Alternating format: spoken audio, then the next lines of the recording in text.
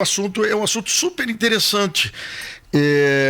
O Rio Grande do Sul, ao longo de muitos e muitos anos, foi empurrando de barriga a situação financeira do estado do Rio Grande do Sul, foi protelando algumas ações, algumas decisões. E ontem, num projeto do governo do estado, atendendo uma exigência do governo federal para o plano de recuperação, a Assembleia Legislativa tomou algumas decisões que chamam atenção, mas para dar um pouco mais de contextualização do assunto, está conosco o deputado estadual pelo Partido Novo, Fábio Osterman. Fábio, muito bom dia, obrigado por nos atender, tudo bem, meu amigo? Olá, Fábio, tudo bem? Um prazer estar com vocês novamente, um prazer estar conversando com os ouvintes e espectadores da Acústica, sempre uma alegria. A decisão do governo do estado em mandar um projeto para que o estado do Rio Grande do Sul entrasse no processo de renegociação das dívidas, não quero tratar do ponto do projeto, mas era necessário que o governo gaúcho tomasse algumas decisões e essas decisões fossem referendadas pela Assembleia Legislativa. Está correto isso, Fábio? Exato. O regime de recuperação fiscal, que é uma maneira que os estados, em uma condição fiscal precária, como o Rio Grande do Sul, como o Rio de Janeiro e como Minas Gerais, que são os três estados que estão em pontos diferentes do processo de adesão ao regime, ele exige que os estados aprovem algumas leis que, na prática, ajudam os estados no médio prazo a se reestabelecerem financeiramente. E o teto de gastos é uma dessas regras. O que foi aprovado ontem. Sim, o que é o teto de gastos para os nossos ouvintes? Por favor, Fábio. Bom, basicamente é o seguinte, né? Como tu bem disseste aí no início, o estado do Rio Grande do Sul vem, historicamente, gastando mais do que arrecada. Só para dar uma ideia, desde 1971, que é de quando temos uma base de dados mais bem organizada, em apenas 7 anos nós tivemos uma receita maior do que a despesa. Ou seja, em todos os outros anos restantes, nesses 50 anos, em todos os outros 43 anos, nós tivemos uma despesa mais alta do que a receita. Imagina se uma empresa privada sobreviveria assim. Obviamente seria impossível, né? Só que como é uma entidade estatal, ela consegue ir empurrando para frente, né? Aumentando impostos, se endividando com outros entes, como é o caso da dívida do Estado do Rio Grande do Sul com a União. Hoje o estoque da nossa dívida está passando da casa aí dos 70 bilhões de reais. É uma dívida evidentemente impagável no curto prazo e é por isso que a gente teve que aderir ao regime de recuperação fiscal, que estabelece que a gente possa parar de pagar essa dívida até a gente se reestabelecer fiscalmente. O teto, ele foi estabelecido, vai passar a ser estabelecido por um período de 10 anos no Rio Grande do Sul, e ele não estabelece que vai ter que se tirar dinheiro da saúde, da educação, nem nada do tipo que o pessoal que é contra vem alegando. O que ele estabelece basicamente é que as despesas públicas do nosso estado, elas só crescerão dentro de um limite que vai ter por base a inflação, especificamente o IPCA. As despesas não vão poder crescer mais do que a inflação.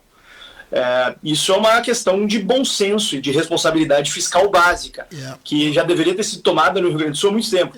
Inclusive, no ano passado, eu e outros deputados propusemos essa regra para o Rio Grande do Sul, só que, infelizmente, não conseguimos levar à votação e ficamos felizes com a aprovação desse projeto de iniciativa do governo também, porque, na nossa opinião, resolve o problema. Deputado, aí o governo do estado elabora um projeto, encaminha para a Assembleia Legislativa, que trata sobre esse assunto. Porém, quando o governo diz, olha, a partir de 2022, todas as despesas do estado deverão ser, no máximo, corrigidas o valor do IPCA, ou inflação. Porém, outros poderes paralelos ao executivo criaram um ruído nisso aí, porque como? Vai determinar o que eu vou gastar, tipo assim, o Judiciário, o Ministério Público, Defensoria. Eu não sei se a Assembleia se manifestou dessa forma, mas eu digo, outros poderes, não, mas tu não pode mexer no meu orçamento, se tu crescer a receita, eu quero crescer o meu bolo. Bom, aí foi feita uma emendinha, um puxadinho. Eu não tive conhecimento do puxadinho, o senhor pode me explicar o que é isso? Não, na nossa opinião, a partir da análise feita pela nossa assessoria técnica e com a qual a gente obviamente debateu, A emenda feita não traz grande mudança na regra, o que quer dizer que esses poderes seguem insatisfeitos com a regra que foi aprovada, porque, por motivos óbvios, né? Eles não querem ter qualquer limitação no seu poder de gastar. Mas o fato é que cabe à Assembleia Legislativa e ao governo do Estado estabelecerem as regras e aos outros poderes cumprirem essas regras. E a realidade é que o Estado do Rio Grande do Sul vive hoje é de que o Poder Executivo tem um teto que é estabelecido pela realidade fiscal e pela regra dos duodécimos, que obriga o Tesouro a repassar os recursos para os poderes e órgãos com autonomia orçamentária e administrativa, que é o caso do Judiciário, do Ministério Público, do Tribunal de Contas, da Defensoria e da própria Assembleia Legislativa, e depois, com o dinheiro que sobra, o governo paga as suas contas. Isso. E é por isso que ao longo dos últimos 6 anos, nós tivemos servidores do Executivo, professores, policiais, servidores da saúde, recebendo salários atrasados e parcelados, e desembargadores, promotores, juízes, procuradores, defensores públicos, deputados, não recebendo um dia de salário atrasado. Ou seja, na prática, os servidores do Executivo hoje já têm um teto. O que a gente fez com essa regra é estabelecer um teto para os outros, que vão ter que se adequar, finalmente, né, como a gente diz, antes tarde do que mais tarde ainda, né, antes tarde do que antes que o Estado do Rio Grande do Sul colapse verdadeiramente. E é importante lembrar que a gente chegou recentemente a um nível de quase colapso. Para quem não se lembra, tivemos uma situação bastante corriqueira, estado afora, de viaturas de polícia não podendo circular por falta de gasolina. Foi complicado, me lembro bem disso aí. Mas o que trata a emenda, deputado? Só para nós poder ser mais claro, por que a emenda? A emenda basicamente buscou trazer um pouco mais de segurança jurídica em relação aos termos, estabelecendo que a correção vai se dar a partir dos valores empenhados em 2021. Então, acredito que foi mais um ajuste técnico do que propriamente uma mudança significativa. Eu mesmo, como defensor do tema desde sempre, fiquei preocupado quando comecei a ouvir os murmurinhos a respeito de emendas, mas nossa equipe técnica conseguiu se debruçar sobre ela, e ontem esse projeto que foi aprovado por 35 dos deputados, tu me perguntaste se a Assembleia se manifestou. A Assembleia se manifesta por meio da sua mesa diretora sobre temas que não são votados, mas sobre temas que são votados, a manifestação é o plenário. E o plenário, em sua maioria absoluta e qualificada, votou favoravelmente ao projeto. O que eu falei da Assembleia, daqui a pouco a Assembleia diz, não, governador, tu tem que me passar a minha parte e eu resolvo se eu não votar ou não no teto. Não porque a Assembleia é o órgão que tem demonstrado a maior solidariedade em relação à situação do Estado, devolvendo recursos no final do ano e com vários deputados se dispondo a economizar recursos públicos, né? Isso é algo positivo que tem acontecido nessa legislatura. Eu gosto de acreditar que em boa parte influenciado também por ser uma pauta tão forte da bancada do Partido Novo, que tem hoje os 2 deputados mais econômicos da Assembleia, mas vários outros deputados também têm buscado pautar esse tema de economia e dinheiro público, e especialmente por meio da Frente Parlamentar de Combate aos Privilégios. Então a partir do projeto aprovado ontem pela Assembleia Legislativa, o governo do Estado e os demais poderes do Rio Grande do Sul não poderão aumentar os seus gastos, a não ser o índice do IPCA com base em 2021 daqui para frente. Durante 10 anos. E esse referendo que a Assembleia dá ao governo do Estado permite que o governo do Estado chegue no governo federal e diz, olha, eu fiz a minha parte, e agora? Como é que fica daqui para frente, deputado, no que diz respeito ao Estado na negociação federal? Tem muita coisa dizendo que a dívida do Rio Grande do Sul não é essa que está sendo apresentada pelo governo federal, que nós já pagamos metade da dívida. Esse é um discurso corrente em alguns grupos políticos, mas infelizmente é um discurso falacioso. O fato é que o Rio Grande do Sul historicamente não fez a sua lição de casa.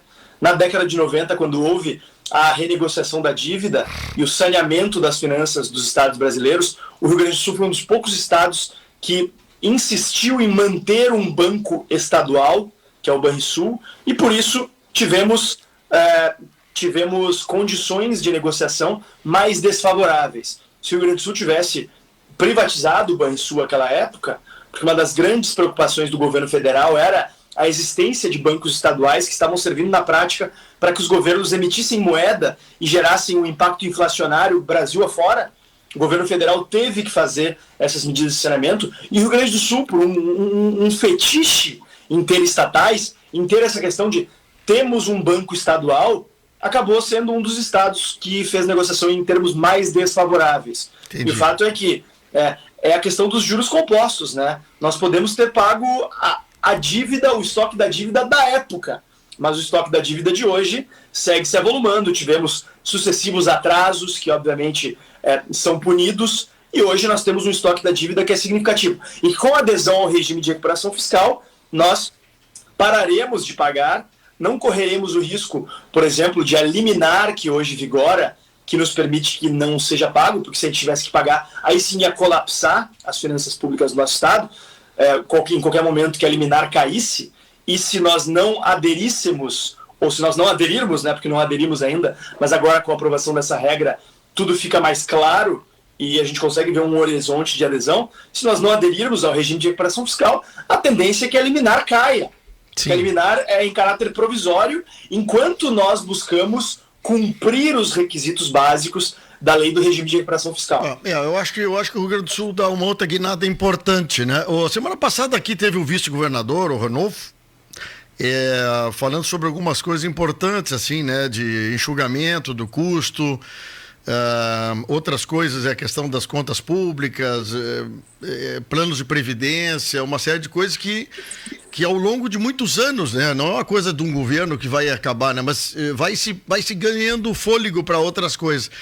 O governador diz que todas essas privatizações e enxugamento de conta vai permitir que o governo do estado invista mais em alguns setores que são deles obrigados, que é o caso da educação, da segurança, que é o caso dos presídios, né? Estradas, aí está havendo algumas coisas nesse sentido. Podemos dizer que estamos indo para um ano derradeiro da gestão do Eduardo Leite positivo em relação ao que ele entrou no governo do estado? Acredito que sim, Fábio. Eu já estive aqui no teu programa comentando outros temas e falando sobre outros temas da Assembleia, nos quais eu fui muito crítico ao governador Eduardo Leite. Sim.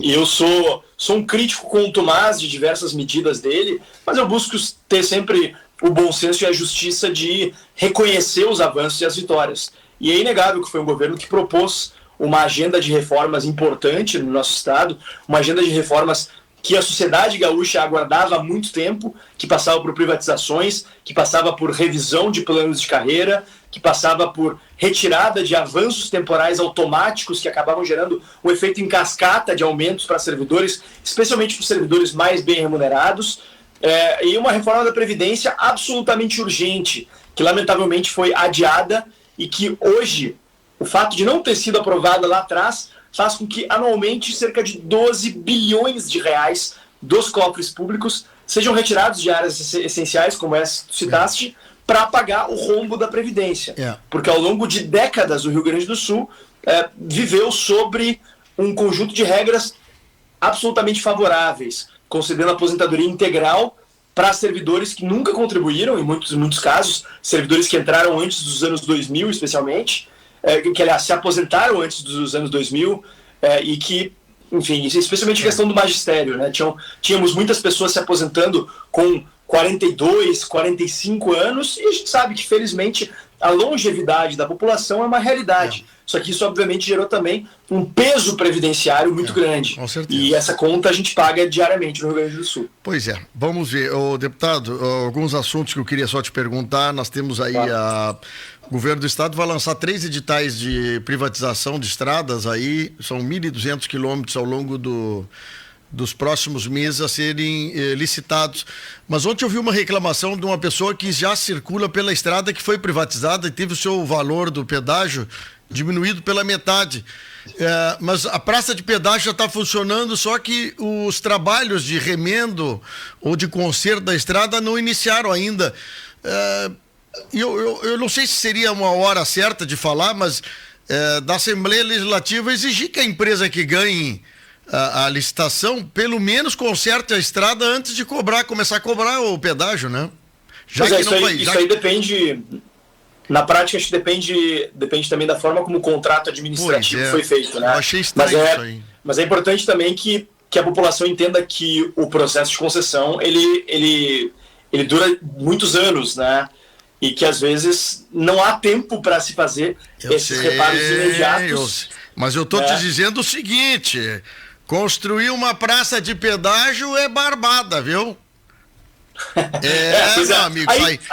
Aí teria que ver qual é a situação. Eu sei. Não, mas eu estou só te alertando. Eu sou favorável e venho defendendo e votei favorável na Assembleia as possibilidades de concessão, mas também estive na linha de frente combatendo algumas praças de pedágio indevidas que o governo acabou propondo e que felizmente reviu essa possibilidade, como é o caso da RS 118, que é uma estrada